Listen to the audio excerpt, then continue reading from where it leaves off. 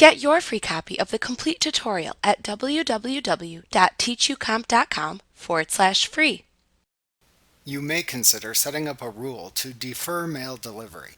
When you defer delivery, the email will sit in the outbox for a specified number of minutes before it will be sent.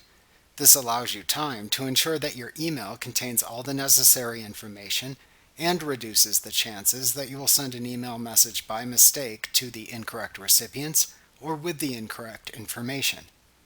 If you need to review the process of creating mailbox rules, you should review Lesson 14.1, Creating Mailbox Rules, in an earlier chapter of this tutorial.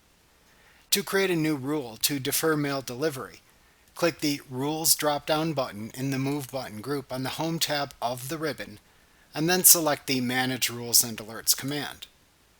The Rules and Alerts dialog box then appears. Ensure you are viewing the Email Rules tab, and then click the New Rule button in the upper left corner of that tab to open the Rules wizard. Then click the Apply Rule on Messages I Send choice under the Start from a Blank Rule section. Then click the Next button to continue.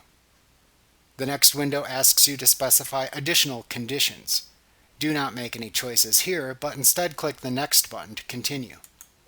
Outlook will then display a message box asking if you want this rule to be applied to every message you send.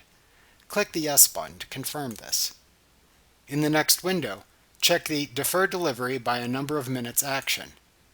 Then click the A Number Of hyperlink at the bottom of the window to open the Defer Delivery dialog box where you will enter the number of minutes to defer delivery, and then click the OK button.